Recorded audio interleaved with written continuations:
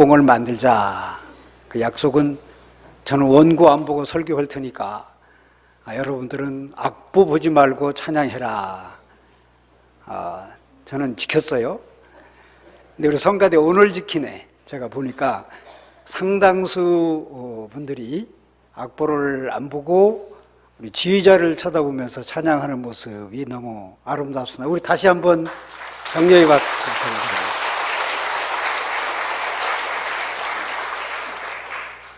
최근에 문재인 대통령이 러시아를 방문했습니다.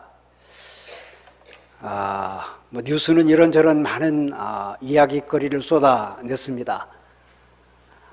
대통령이 러시아를 방문하는 모습을 보고 오늘 러시아라고는 나라가 강대국이 되게 된 여러 가지 많은 이유들이 있겠습니다만 역사적으로 보면 러시아는 자칫 없어질 뻔했습니다. 세계 제2차 대전 당시 독일군의 굉장한 파죽지세였던 강공을 막아내지 못할 뻔했었어요. 그때 당시 이 나라가 완전히 자취를 감출 뻔했었는데 여러분들이 듣는 오늘 이 명곡 쇼스타코비치라고 하는 사람의 교향곡 7번입니다. 레닌그라드라고는 이름이 붙여져 있는데요. 이 곡 때문에 러시아가 오늘의 러시아가 될 수 있었다. 그런 생각을 가지고 여러분들 이 곡을 잠시 감상하시기 바랍니다.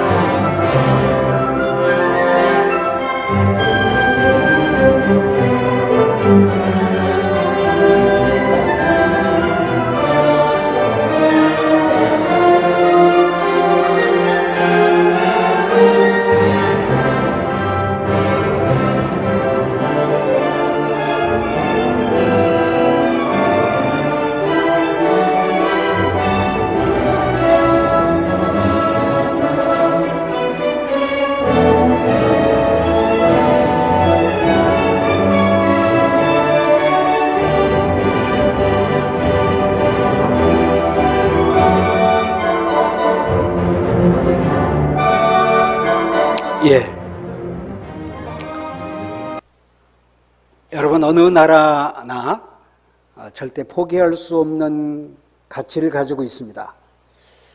예를 들면 영국 사람들은 절대 이 사람을 우리는 포기 못한다 하는 생각을 가진 한 사람에 대한 대단한 자긍심을 가지고 있어요.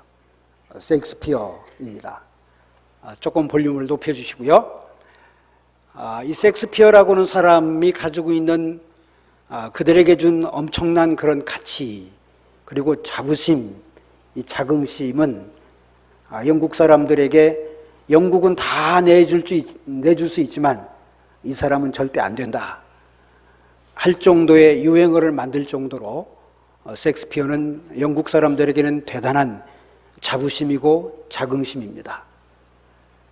지금도 셰익스피어 생가에는요 인산인해를 이룰 정도로 굉장히 많은 관광객이 가지요. 러시아에도 있습니다. 러시아라고 하는 나라도 절대 포기할 수 없는 한 가치를 가지고 있는데요. 그 포기할 수 없는 가치가 여러분들이 들은 저 음악 부제로 레닌그라드라고 붙여져 있는 도시입니다. 저 어렸을 때는 레닌그라드로 배웠어요. 근데 지금은 이제 이름이 소련이 무너지고 러시아라고는 나라로 다시 환원되면서 옛날 이름 상트페테르부르크라고 하는 그런 어떤 도시 이름으로 환원이 됐습니다. 우리말로 말하면 베드로성이라고 하는 그런 이름을 가지고 있는 도시입니다. 굉장한 도시예요.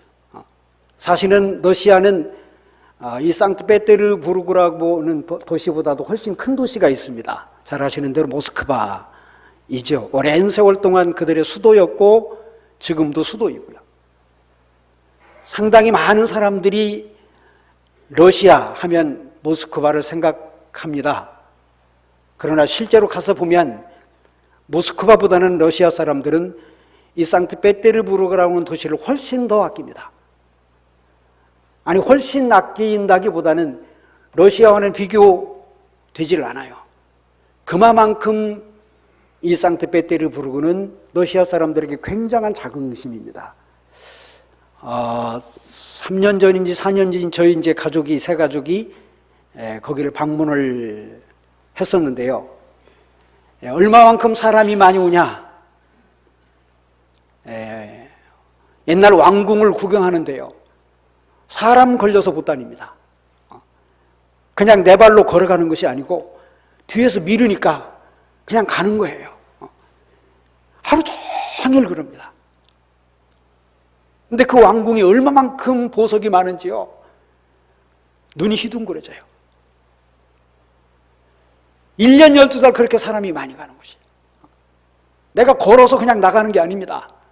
등 떠밀려서 그냥 가는 거예요. 이게 상트페테르부르크라고 하는 도시의 명성입니다. 엄청난 문화유산이 있어요. 어느 나라가 비교될 수가 없어요. 야, 이렇게 도시에 많은 사람들이 오나? 우리 온양도 관광지입니다. 근데 많은 사람이 안 오지요. 등 떠밀려서 가는 곳이 없어요. 근데 그 나라는, 그 도시는 거의 대부분의 유적지가 거의 다 그렇습니다. 얼마나 많은 사람이 오는지 몰라요. 자, 그런데 이 도시가 없어질 뻔했습니다. 히틀러가 제2차 세계대전을 일으키고요. 파죽지세로 유럽을 전역을 다 석권했습니다. 영국을 빼놓고. 그리고 그 많은 군대, 엄청난 군사력을 이끌고 러시아를 향했어요.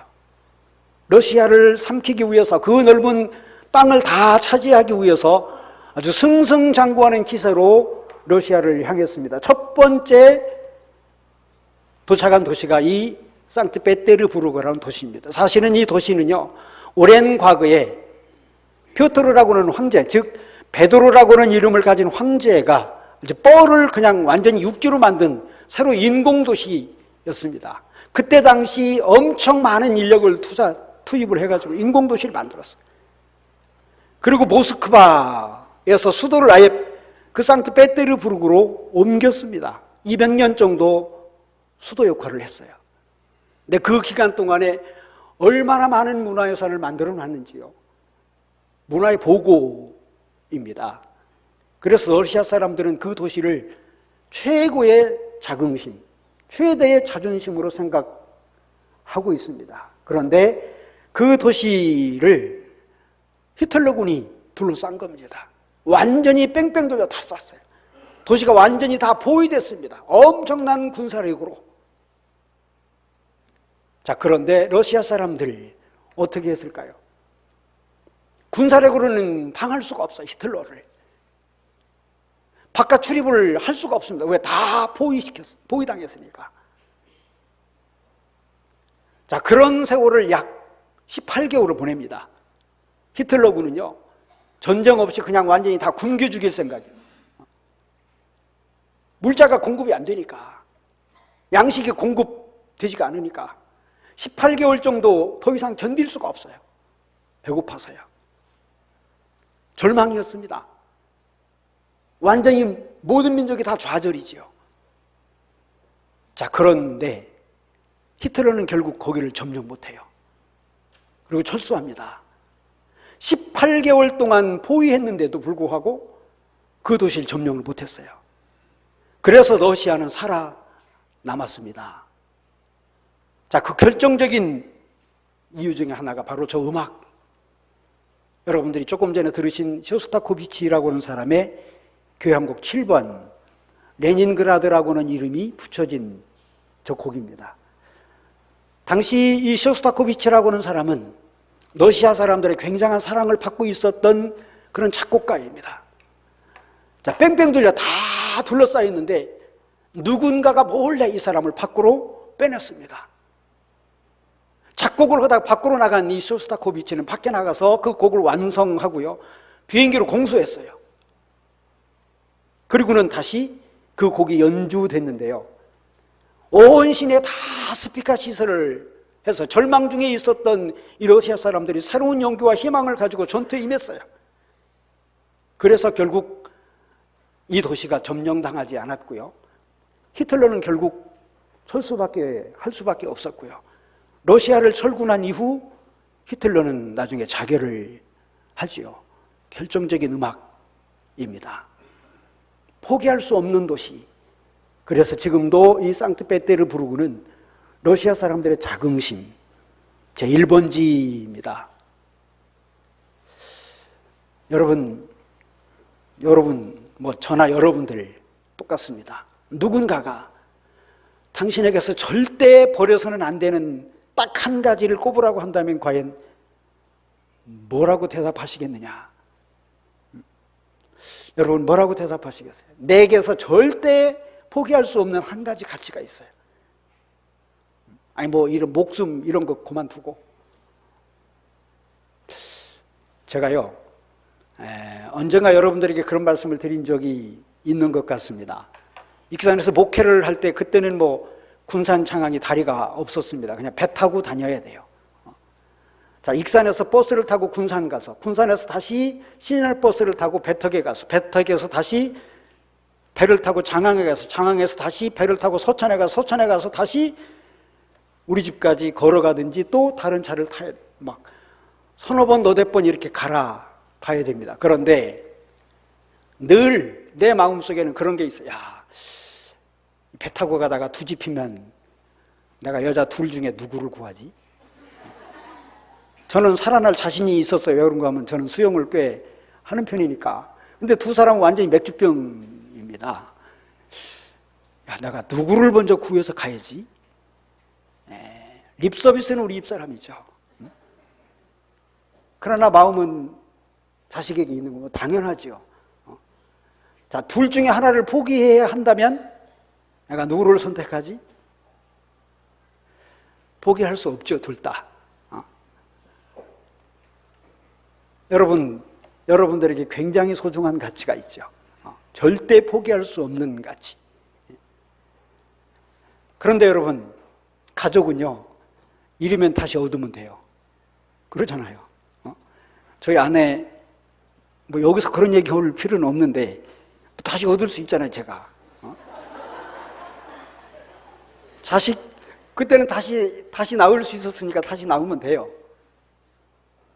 절대 가치는 아닙니다. 돈? 절대 가치가 아니죠. 왜? 그것 때문에 마음 상하는 사람이 보통 많지 않습니다. 사실은 절대 가치는 그런 것이 아니에요. 아무리 쓰고 또 쓰고 또 쓰고 또 써도 다 하지 못하는 무언가가 있어요. 내가 아무리 꺼내 쓰고 꺼내 쓰고 꺼내 써도 다 하지 못하는 그 무언가가 있어요. 저 어렸을 때 저희 동네에 샘이 한 서너 군데 됐습니다. 근데 동네 사람들끼리 그 샘을 이용하는데요, 동네 사람들이 싸우지 않아요. 샘을 놓고. 옛날 이스라엘 사람들은 샘을 놓고 싸웠습니다. 왜? 물이 없으니까. 근데 우리나라는 샘을 가지고 싸우는 경우는 없습니다. 왜? 아무데나 파면 다 물이 나오거든요. 쉴 새 없이 나옵니다. 계속 나오기 때문에 그 샘 가지고 물 가지고 싸울 일이 없는 거예요. 아무리 퍼쓰고 또 퍼써도, 아무리 이용하고 또 이용해도, 아무리 활용하고 또 활용해도 다하지 아니하는 절대 가치가 있어요. 오늘 여호수아가 우리에게 그 가치를 소개하고 있습니다. 자, 여호수아가 오늘 말씀에 보면 그랬어요. 나이 많아 늙어서 이제는 더 이상 이스라엘 백성들과 함께 할 수 없었어요. 자, 그래서 두령들을 다 모았습니다. 장로들도 다 모았어요. 방백들도 모았어요. 소위 말하면, 지금으로 말하면 군 장성도 모으고 행정가도 모으고요, 또 종교 지도자도 모으고 다 모았습니다. 그리고 하는 말이, 나는 이제 나이가 많아서 늙어서 이제 하늘나라로 갈 것인즉 내가 너희들을 모아놓고 간절히 정말로 포기할 수 없는 한 가치를 내가 소개하겠다. 오늘 말씀이 바로 그 말씀입니다. 자, 따라 하시죠. 너희 하나님 여호와를 사랑하라. 이 말씀입니다. 자, 샘과는 비교할 수가 없어요. 동네 우물과도 비교할 수 없어요. 아무리 우리가 퍼쓰고 퍼써도요, 하늘나라의 보고는 다함이 없어요. 이게 곧 하나님의 존재입니다. 오늘 여호수아가 우리에게 강조하는 이유가 바로 여기 있습니다. 사실 일찍이 여호수아는 굉장한 경험을 했습니다. 광야 40년 동안 하나님께서 날마다 기적을 베푸세요. 오늘 베푸시고 내일 베푸시고 내일 베푸시고 모레 베푸시고 아침에 베푸시고 점심때 또 베푸시고 점심때 베푸시고 또 저녁에 또 베푸시고 수도 없는 그런 기적의 역사를 여호수아는 체험합니다. 아니, 여호수아만 체험한 게 아니에요. 모든 백성들이 다 체험하죠. 그것만이 아닙니다. 가나안은 이스라엘 백성들이 들어갈 수 없는 공간이에요. 왜? 이미 가나안에는 수백 년 동안 엄청난 연합군의 세력이 버티고 있었습니다. 여리고 성만이 견고한 성이 아니라 가나안에 있는 어떤 성, 이스라엘 백성들이 쉽게 넘어갈 수가 없어요. 자, 여호수아는 정탐꾼 중에 하나였습니다. 자, 12명의 정탐꾼을 모세가 보냈는데 그 중에 10명이 뭐라고 보고했습니까? 가나안에 살고 있는 사람들은 기골이 장대한 사람이라 우리보다 훨씬 큰 자라 들어갈 수가 없어요. 성이 너무 견고하고요, 무너뜨릴 수가 없습니다. 거기에서 아낙 자손을 보았노니 기골이 장대하여 그들이 우리를 버리기에 메뚜기같이 보일 거다. 벌레만도 못한 사람들로 우리를 볼 것이다. 그만큼 이 가나안의 원주민들이 그렇게 강성했다, 그런 말입니다. 그런데 여러분의 성경을 보면 잘 알 수 있습니다만은 이스라엘 백성들은 그야말로 코풀지 않고 그 땅을 차지했습니다. 여리고성, 그렇게 막강한 성벽을 이루었는데요, 우리 하나님 피 한 방울 흘리지 않게 하고 이스라엘 백성들을 하나님 입성시킵니다. 승승장구해서 가나안을 다 차지하죠.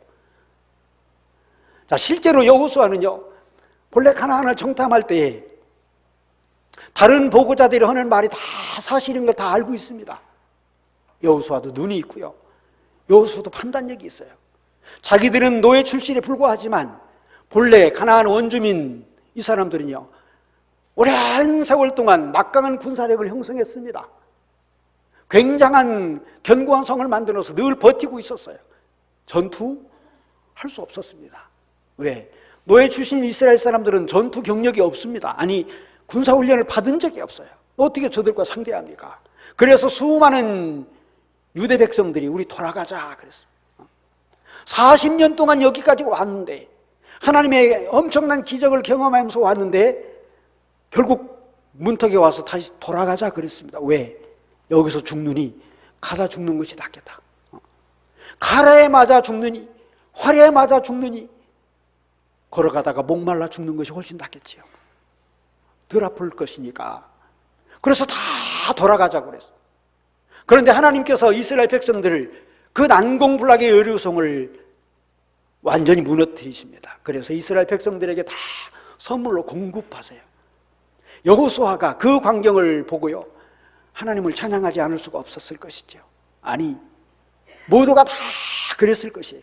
아침에 그러하셨고 점심때 그러하셨고 저녁에 그러하셨고 계속해서 그러했습니다. 그런데 문제는 시간이 지나고 세월이 흐름에 이스라엘 백성들의 건망증이 전염병처럼 도집니다. 아침에 하나님의 엄청난 능력을 경험했는데 점심때 되면 잊어버려. 어제 엄청난 능력을 경험했는데 저녁 때 되면 잊어버려. 내일 되면 잊어버리고 모레 되면 잊어버려. 아니, 등만 돌리면 다 잊어버려. 이게 유대 백성들이었어요. 그래서 여호수아가 오늘 방백들을 모아놓고 잔소리같이 하는 말이 있었습니다. 좌로나 우로나 치우치지 말고 모세가 우리에게 주신 말씀을 철저하게 성실하게 묵상하며 지키자. 아니, 지켜라. 이방 신상에게 절하지 말고, 그들에게 맹세하지도 말고, 그들의 이름을 부르지도 말고, 그들과 통혼하지도 말고. 여러분, 여기 앉아있는 여러분들에게요, 제가 똑같은 말을 지난주에 했어요. 지난 주일날 여러분들에게 설교할 때에 좌로나 우로나 치우치지 말고 하나님의 말씀을 묵상해. 오늘 또 해. 다음 주일날 또 해요. 그 다음 주일날 또 해. 아니, 1년 52주 그렇게 해. 당연한 말씀이지만 계속해. 이유가 뭐일 것 같습니까? 같은 말을 계속해요. 그들 앞에 가서 절하지 말고, 그들의 이름도 부르지 말고, 지난 주일하고 오늘 또 하고, 다음 주일 또 하고, 마지막 크리스마스 주일 때 또 하고, 연말 주일 때 또 하고. 만약에 제가 그런다면 이유는 딱 한 가지입니다. 제가 노만 걸렸든지 아니면 여러분들이 그랬든지 둘 중에 하나예요. 근데 저는 절대 노만 걸릴 사람이 아니에요. 자, 이스라엘 백성들이 돌아서면 잊어버려요. 어제 하나님께서 베푸신 그 엄청난 능력을 경험했는데도 돌아서면 내일 또 잊어버려요. 그래서 여호수아가 그렇게 잔소리 같은 말을 또 하고 또 하고 또 계속 할 수밖에 없었습니다. 여러분, 자녀들에게 엄마 아빠가 꽤 잔소리 하는 이유가 있어요. 말 안 들으니까. 어제 한 말 또 하고, 야, 텔레비전 보지 마. 오늘 한 말 내일 또 해. 야, 좀 텔레비전 꺼. 내일 모레 또 해요. 야, 컴퓨터 좀 그만 꺼. 허정강 목사님이요, 사모님이 아들에게 늘 전화해서 하는 말이 있어요. 잠 좀 자 였습니다. 왜? 너무 책만 보고 있으니까. 아니, 밤새도록 책만 보고 있는 거야. 야, 좀 제발 좀 자. 자라는 말이 잔소리야. 왜? 안 자니까. 반대로 계속해서 여호수아는 잔소리 같은 말, 아니 당연한 말을 계속해서 반복합니다. 오늘 여기 말씀이 바로 그런 말이에요. 좌로나 우로나 제발 좀 치우치지 마. 여호와 이름 외에 다른 것은 부르지 마. 그들에게 맹세도 하지 마. 이유가 뭐였을 것 같아요? 안 하니까. 잊어버리고 또 잊어버리고. 같은 말을 반복할 수밖에 없었어요. 여러분, 우리 아파트 아줌마들 얘기하는 얘기를 가만히 옆에서 들어보면요, 야, 핀 예쁘네. 어디서 샀어? 그 신발 참 예쁘네. 어디서 샀어? 저 핀 안 꽂아도 참 예쁘잖아요. 어? 자, 오늘부터 우리 교인들은 그래야 됩니다. 저 성경 어디 봤어? 한번 따라해 보세요. 성경 어디 봤어?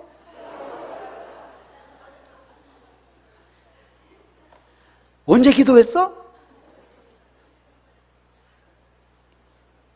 삔 얘기하지 말고, 고무신 얘기하지 말고, 성경 말씀 얘기. 아니, 우리 하나님은요, 우리를 잊으신 적이 없어요. 한 번도 잊으신 적이 없어. 아니, 우리 곁을 떠난 적이 없어요. 아니, 우리가 힘들고 어려우면 기적이라도 행사해서 다 극복하게 하시는 분이 바로 우리 하나님이에요. 난공불락 아니라 그보다 더 훨씬 무거운 절벽이라도 우리를 넘어가게 하시는 분이 바로 우리 하나님이에요. 가나안에 축복을 베푸신 분이 우리 하나님이세요. 이스라엘 백성들 도저히 들어갈 수가 없는 백성들이지만 우리 하나님께서 넉넉히 그들에게 다 땅을 분배하셨습니다. 여호수아가 얼마나 답답했으면, 그 엄청난 기적을 경험하고도 내일 가면 또 잊어버리고, 다음 날 가면 또 잊어버리고, 그래서 공연히 삔 얘기 또 하고 고무신 얘기 또 하고. 하나님께서 보시기에 여호수아로 하여금 잔소리하게끔 했어요. 사실 여러분들이 하나님의 말씀을 잘 들으면 저기서 목사하지 말고 가서 택시 운전해야 돼. 왜? 제가 안 해도 여러분들이 신앙생활 잘하면, 근데 안 하니까 하나님께서 계속 매주일날 나와라 나와라. 여러분 하지 마. 왜 그런가 하면 저는 여러분들 앞에 서 있어야 돼. 그러니까 자꾸 잊어버리시라고. 다음 주일날 또 오고 그럴 테니까. 그러시면 안 되겠지요. 자, 저도 좋고 여러분도 좋고. 자, 이제부터 우리의 말은 바뀌어야 돼요. 자, 빈 얘기 그만하시고 고무신 얘기 그만하시고 하나님의 말씀을 묵상했느냐, 우리가 서로 기도했느냐, 하나님께 찬양했느냐, 어제는 어떤 경험을 해서 하나님 앞에 영광을 돌렸느냐. 자, 우리 언어 자체가 바뀌어야 됩니다. 자, 우리에게 절대 포기할 수 없는 가치는 곧 하나님이세요. 그래서 여호수아는 너희 하나님 여호와를 사랑하라 하고 힘주어서 강조한 겁니다. 자, 바울 사도는 본래 예수님 몰랐어요. 아니, 생전에 예수님을 만난 적이 없어요. 어느 순간 갑자기 예수 그리스도를 만나고 나서 오늘 바울 사도가 뭐라고 그래요? 나는 굉장히 귀중한 것을 배웠나니 세상의 모든 것을 다 할 수 있는 비결을 배웠다. 누구를 통해서? 능력 주시는 자를 통해서. 즉 하나님을 믿으니까, 우리 주 예수 그리스도를 믿고 나니까 세상에 있었던 모든 것이 다 내게는 거리낌이 되고 장애물이 됐어요. 쓰레기가 됐어요. 오직 그 이름이 제일 중요해요. 가장 고상한 이름이야. 왜? 내 모자란 것을 다 채워주시는 거예요. 내가 쓰고도 더 필요하면 더 채워주시는 분이야. 이게 여호수아가 고백한 하나님이었고, 이게 바울 사도가 고백한 예수 그리스도입니다. 그 여호수아의 고백, 바울 사도의 고백이 오늘 우리의 고백이어야 될 줄로 믿습니다. 나는 능력 주신 자 안에서 모든 것을 할 수 있어요. 바울 사도만 할 수 있는 게 아닙니다. 유대 백성만 받을 수 있는 게 아닙니다. 우리도 다 받을 수 있는 거지요. 이런 축복의 은총 이 가을에 여러분들 모두에게 넘쳐나기를 바랍니다. 기도하겠습니다.